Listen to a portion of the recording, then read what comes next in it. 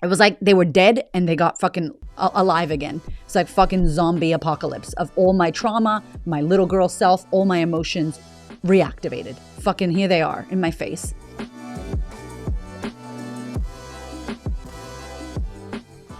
Hello, my love, and welcome to the podcast. We are continuing on with our life audit series. If you were here last week, we were talking about being lost and checking in with knowing if you are actually lost, if you are genuinely lost in your life and you don't know where to go, stuck in a rut. That was last week's episode. I got so much amazing feedback from many of you who were like, I think that's me. And so if you have not listened to that, go back and listen to that episode. Today, for the second one of the month, what I wanted to share with you was how to tell if you're changing. Many of my clients ask me and go, hey, I think that I'm changing. I've been doing the work. How do I know when I'm changing? How do you know if you've changed? And so today's episode, I want to unpack that with you. And something happened in my life recently that reminded me of this topic. And I was like, shit, this would be such a good thing to talk about because maybe you've been listening to podcasts. Maybe you've been doing the work. Maybe you've been getting your therapy on, joining programs, working with a coach, investing in yourself, whether it's time or energy or money or whatever it is. Maybe you've been journaling and actioning some shit. How do you know if everything that you've been learning and everything you've been working on is actually working? And I want to share a little story with you. Okay. So for me right now in my life, it has been a bit hard because my mother is unwell again. And so my mother, if you just new to the podcast, my mom has bipolar. I'm the only child. She doesn't have a husband. We've had this back and forth since I was 2 weeks old. She's been in and out of mental hospitals my whole life. I've been in and out of foster care, physical abuse, sexual abuse, all the things with Margarita. And my mother, love her to death. And it's hard because she will decide to stop her meds and get sick. And now I live in Australia. She's in America. I have 2 young children. So there is a podcast about dealing with a family member with mental illness that is coming. But long story short, this happened last year. Literally, I was leaving my home to drive to facilitate our retreat, which is a retreat we do every September. And I'm on my way, about to pack, about to get my bag into the car and walk out of my house. And she gets hospitalized. And I'm like, fuck. 2022, September, retreat, mom was hospitalized. And it brought back the shit for me that I was like, whoa, this was the moment where I really lost myself last year. And it was really hard for me. And I remember a dear friend of mine who said to me, you have to boundary up. You have to protect yourself. Like she invited me to really care for myself during that situation with my mom and boundary up. And the invitation was strong and the boundary was strong. And I just was like, I can't do that. My mom needs me. I cannot, I couldn't do it. And I wasn't ready to do that strong of a boundary. But this year when this happened, I was like, oh, I'm ready for that invitation now. I need to boundary up. I need to make sure that I don't lose myself again with my mom being sick and I'm navigating university and college and my young children, my business that's going through a lot of changes right now. Like there's a lot, I have a husband, like I got to look after my health and well-being. So I felt ready and I decided that I would handle this situation of my mom being sick different to what I handled it last year. So I actively made a decision to do things differently to achieve and get a different result. I chose that. I was consciously aware that I was doing that. Maybe for you in your life, you don't know if you're making new decisions. You don't know if the changes, if the books that you're reading, if the podcast you're listening to, if the program you're a part of, if the therapy sessions you're getting are actually working. Maybe you're so far removed from the end result, you're like, I don't fucking know if this is working. I still feel the same. And so here's how I want you to check. And I'm going to use my example of my story so that you understand how I did this. I have started to protect myself so much this time around, so much so that I feel great. I feel better. Is she still sick? Is it a hot fucking mess? Do I have to call her at midnight or 1 a.m. or 6 a.m. in order to be able to speak to the right people and figure out what's happening and advocating for her health? None of that shit changes. What's changed for me this time is how much energy I've decided to give to that problem, how much energy of myself I'm willing to lose, how much boundaries I've set around my well-being when I've had to deal with difficult situations, like speaking to her a week ago. Oh my God, my husband heard her and he was like, what the fuck, babe? Like she didn't sound like herself. I literally, it was gut-wrenching. Like I can't even talk about it too much because I'll bust out and cry. It was gut-wrenching. And old Erica would have just sat in the victimhood because I've been there before, baby. I have felt on the other side of the phone. I have been on the other side of the hospital table in front of doctors since I was 5 years old advocating for her.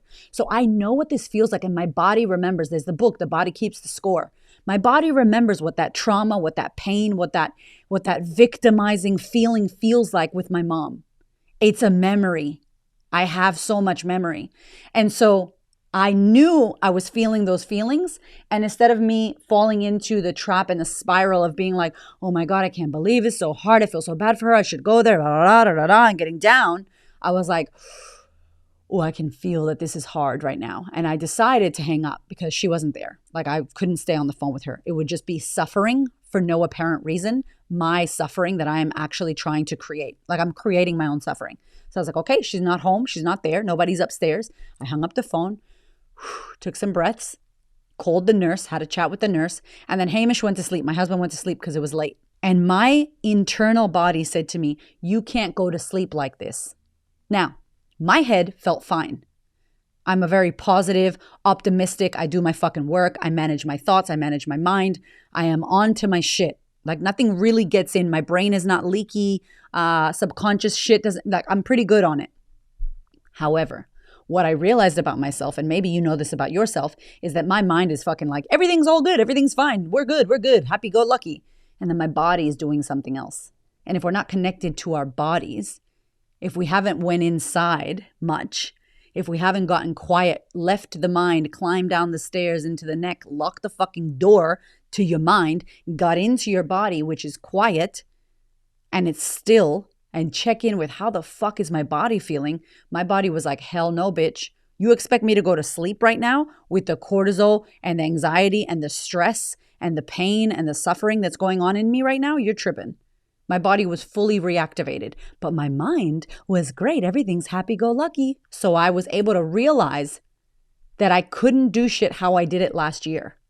And so I sat down intuitively. My body sat my ass down in the kitchen. Nobody was awake. Everybody's fucking sleeping. It's like 2 a.m. or 1 a.m. And I sat down and I put my hand on my chest and I took a few deep breaths and I was just like, okay. And I was like, I'm going to do a little meditation. Be calm with my body. Did a bit of breath work that Hamish has showed me. And it's so helpful, the breath work, breath holds, really paying attention to my body and getting more air and getting more oxygen and sending the air where it needs to go in my body for the healing and holding my breath and pushing out my third eye and my intention and what I desire and squeezing the pelvic floor and doing all the things that I know to do with the breath. And I cannot tell you, I went to a place where I held my breath and I didn't even know I was holding it. Like I wasn't doing anything and I wasn't there. It was like nothingness. I don't know how long it was. I came out and I felt this fucking stillness that I have never felt before. And I went to bed and I slept well. And I woke up and I was like, holy shit. It actually makes me emotional. I was like, holy shit, if I would have done this last year for myself, I would have not lost myself. Because last year I lost myself. I lost the Erica that I know myself to be.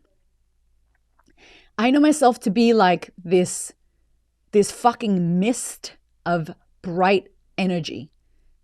I'm like high vibration mist. I don't even operate here. I'm like, pew, like fucking high vibration mist. And I believe shit will happen. I don't know why, but I'm like, this is going to happen. I'm going to do that. I'm going to do this. This is happening. It's already fucking done. I just need to show up to my life and it's done. Like my self-belief fucking skyrocket through the roof. And I believe because I have operated on that level for so long that I attract these things into my life and people into my life. And I believe I attract my dreams and I attract what I desire because I'm at that belief where it's happening, right? Putting tears on my face. But the crazy thing is, when my mom got sick last year, it was such a fucking shock. It was such a shock. 14 years she wasn't sick. 14 fucking years she was well. So my little girl, my traumatized internal self, relaxed. 14 years is a long time to wait. And so she was like, are you sure? Is everything okay? Is everything okay? The first couple of years, I'm sure she was tight. But after 5 years, after 10 years, my little girl, my nervous system relaxed. So I got caught off guard. This horrible thing that happened with my mom's health really fucking shook my life. It shook me. It shook my family. It shook everything. It fucked everything for me. And because I wasn't there and I couldn't do anything, I felt like helpless, which I have felt in my past before. So it reactivated all of the feelings and emotions and shit from my past that have fucked with me all my life. It was like they were dead and they got fucking alive again. It's like fucking zombie apocalypse of all my trauma, my little girl self, all my emotions reactivated. Fucking here they are in my face. And I lost Erica. I still feel right now, and my husband keeps telling me to watch how I say it, which I get it because I say that shit too. But I'm like, I feel like 80% Erica, 80% me. I'm not how I was yet. I'm not at that 100% fucking like fucking high vibe. I'm not there. I'm getting there and I'm going to go beyond there because I don't want to be who I used to be. I'm going to go to the next level, but I know myself and it really fucking rocked me. It was like I dropped from the sky. That's what it felt like. So how do I know I'm changing? Is because I am not doing things like I did last year. I said actively when I knew she was going to be in the hospital, I will not be up till 2 a.m. every night. I will not call her when she's not okay so that I suffer on the phone crying, feeling guilty, feeling sorry for myself, feeling all kinds of victimhood when I know that that's what that's going to create for myself. I know this, so why would I do that? Why would I put myself in those situations again? So I made active choices to not do what I used to do. That's fucking change, my friend. And guess what? My nervous system is so much better. I'm going to see my naturopath, Dr. Kirsty, my acupuncture. I'm getting grounding shit. I'm on some GABA. Yo, GABA is the jam for my crazy ass. You know, I'm doing things to calm my nervous system. I'm doing things for myself. I've slowed the fuck right down. So much change is happening in my life and in my business right now. And I need to do it to protect me so that I can be sustainable as a woman, as a mother, as a business owner, as a fucking entrepreneur, a thought leader, a boss bitch that's here to do some big work. Like, I have got to take care of myself. And so I want to flip this over to you. What is happening in your life right now that you are handling different to how you handled it before? Can you look at an area of your life that maybe you've been yelling and screaming at your kids, and maybe now you're not so quick to scream and yell? Maybe now there's a moment right before the yelling that goes, I'm fucking angry. I need to take a minute. Okay, now I'm going to act. Maybe there's a moment before you say something that you stop and it feels like an hour. Like sometimes when I stop, I'm like, fuck, it feels like time is frozen. But it's an intentional pause. I do it on the podcast a lot. There it is. You know, it's an intentional pause that makes you go, wait a minute. I can either do what I've always done or I can choose something new because I've been doing the work. And here's the thing, baby. I hate when women say to me, I've done the work on that. Oh, I've done so much work. Really? Stop fucking saying that. I stopped saying that shit.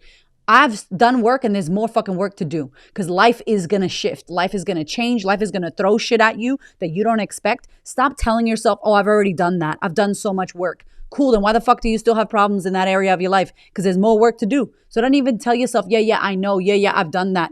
Yeah, I've done that work. I don't even say that shit. I'm doing the work. There's more work to be done. Because when I say, yeah, I've done that. Yeah, I know that. I block myself from going deeper into that which I clearly don't know because I still have the shit result. So how you know you're changing is you're getting different results. You're being different. You're not the same you that you were. You're not doing the same shit that you've always done. So if I continuously did what I did last year, I would be fucked right now. And I'm so much better right now. With my kids, like I used to yell at my kids. I talked about it on the podcast. My little man, my first son, Raven, he fucking copped it, man. I was explosive. I was who my mother was. I was being a product of my fucking generational trauma of my environment. And I realized real quick into his childhood at 2 years old, like, whoa, I can't be doing this. And now even my clients are like, you're so different. You're so different with your kids. You're so different. My kids now, they're obsessed with me. They see me, they're like, mommy, I want to sleep with you. They fight to sleep with me. They fight. My husband's like, okay, damn, nobody wants to sleep with me.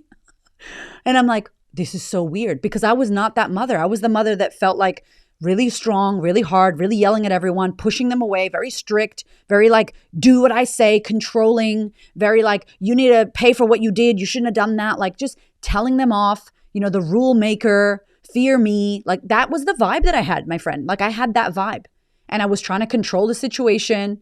And obviously I love my children, but I don't want them to be spoiled brats. I didn't want them to run amok. I wanted them to have respect, but I was doing it in a way that was not helpful.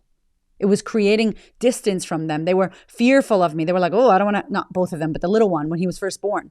And I learned so much about myself and I shifted and I changed. How do I know? Because of how they respond to me. How do I know I've changed? Because of how my body feels right now. How do I know? How do you know that you've changed? Because what you're getting in your life is a different result. How do you know that you're different? Because people are responding to you in a different way. And maybe you're in this journey of changing and right now your world is fucking upside down because guess what? When you work on yourself, you make a motherfucking mess. The world gets worse. When you start working on yourself, when women join my program and they work with me, they're like, oh my God, what the fuck? Everything got worse. I'm like, 100%. It's spring cleaning, baby. You got to make a mess to clean up. In a business, you got to slow down to speed up. You got to rip it all out and everything starts coming up to the surface and it's bubbling and it feels like too much. And that's exactly how it feels when you're changing. People aren't going to like that you change, my friend. Your friends that you bitch and moan with about your partner or that you talk shit about other people with or that you complain about fucking gasoline prices or whatever bullshit. Those friends aren't going to like it when you decide to stop gossiping. They're not going to like it when you decide to change your food and go to the gym and exercise and put you first. They're not going to like it when you decide to leave that toxic job, that toxic ass marriage or relationship. When you decide to clean up your act, they're not going to like it because they think it means something about them. So change is completely uncomfortable. And if you listened last week or if you ever listen and you feel lost and you feel like something needs to change in your life, and you wonder if all the work you've been doing is actually working, check in. Are you still being who you've been? Are you still doing what she's done? If the answer is yes, then you will still have the results that she had. If you want to get new results, you have got to become someone else, my friend. You have to become another version of yourself. I like to look to the side and go, who's future Erica? Where's future Erica at? Can I see her? How does she look? What is she doing? Where is she at? Who are her friends? What opportunities does she have? How is she dressed? What is she thinking? What is she eating? How is she moving her fucking body? I try to dream up that alter ego, that high level version of who I want to be. And every single one of us wants to be another version of ourselves, higher and higher and higher. Of course, it's called fucking growth, right? You don't listen to this podcast because you're not a growth person. You are a growth mindset person. That's what this whole podcast is about. That's what I'm about. So if that is us, right? Then there's a version of you that has what you don't have right now. There's a version of you that's being who you're not being right now. There's a version of you doing amazing shit that you want to do and shit that you want to get, like goals that you don't have right now. Tap into her. Feel her fucking frequency. What is she doing? How does she look? What is she thinking about? Who is she hanging with? Or better yet, who does she not have in her fucking circle anymore? That's a question for you to think about. Journal on that shit. And then what I would invite you to do is to step into her as much as you can right now. Reverse engineer the goal that you have to be here into what you need to do now. So what did she do to get there? What are her steps? How can you do some of those steps right now? And if you're feeling like I am changing because you see your results differently, then high the fucking five, okay? Like high five to you. That's the goal. The goal is you listen to podcasts and shit so that you change. Not so that you get more information into your brain, useless fucking information, wasting your time driving or wherever you're at right now listening to this to what? I know that. You don't know shit. You don't know anything unless you see the result in your life. Knowing versus knowledge. Go listen to that episode I did. It's just more fucking data in your head. More information without application. Who cares? We need to apply the shit that we think we know. When you see that shit change in your life, then you go, wow. Like I know right now I'm looking after myself during this time. I know I'm doing it because I feel different, because I'm doing different shit. It breaks my fucking heart that she's sick. Kills me. But I can't lose myself. In the interim of her being unwell, I lose her, I lose me, my kids lose me, like I lose my business. That shit can't happen. And if you're not careful, you get caught up in that drama triangle. You get caught up in the suffering and in the victimhood because we know how to do that. Many of us know how to be a victim, unfortunately. So if you're not careful, you slip back into that shit. Why does this happen to me? Life's not fair. This always happens to me. People don't care about me. And it's victimhood. And that's another episode. If you haven't listened to that, Victim Land Sucks. That's the episode. Go and listen. And this is said with love, my friend. Like, we want to shift. We want to grow. We want to change. It's not easy. But if we want to have a better life, we got to do shit differently. So here's what I want to say to you. If you're listening to this and it's not November yet, we are running a live event and you can join me virtually or in person if you live in Melbourne, Australia, or you want to fly to Australia. It's called Creating Your Alter Ego. And this event is a sneak peek into the sisterhood. We're doing this first time ever live event where you can come virtually or in person and you get to see what it's like inside sisterhood. And you know what we're working on? Stepping into the next level version of you. We are going to literally map out who the fuck that next level version of you is. That's what we're going to do. And we're going to take the steps. How can you today step into her and become more her now? What do you need to do? What do you need to stop doing? And we're going to dream her up. We're going to create her. Hamish is going to do a beautiful breathwork visualization. You're going to breathe her fucking in and you're going to leave that event as her. You're going to walk around your life being her. When you're being her, you're going to do what she does. You're going to have the results that she has. It's so good. And if you're listening to this past November 2023, don't worry because this is like the third module in the sisterhood. It's called Creating Your Alter Ego. And it's like your Beyonce, Sasha Fierce. She's in you, baby. She's in me. Each of us have her. The thing is, we need to tap into her and get her out. We need to pull her out. We need to see who she is. We need to step into her and we need to do the things that she does so we can become her. Okay? So anyway, long story short, join me if you want to make this happen. I would love to see you there. There's going to be links in the show notes and all the clicking of the buttons of the things. Go to my website. Everything will be there. I love you. I hope that you are changing. I hope that this podcast helped you. And if you're not, here's the invitation. Ask yourself why you're still doing the same shit and expecting a different result. Ask yourself, why am I doing that? Why am I not taking the action? What's blocking me? Don't let yourself go, I don't know. No, fuck that. Bullshit. What do you mean you don't know? What else? Let me know something else. What else is this? How come this is happening? Why that? Why don't you know? Ask yourself better questions. Demand more from your fucking mind. Don't just believe the bullshit that you don't know. Something's happening. Something's blocking you. If you didn't listen to last week's episode, Life Audit, Are You Feeling Lost? Maybe that will help you. But you got to get that clarity, baby. If you want to change and shift, that's the way through. I love you so much. Thank you for listening, and I will see you next week. Adios.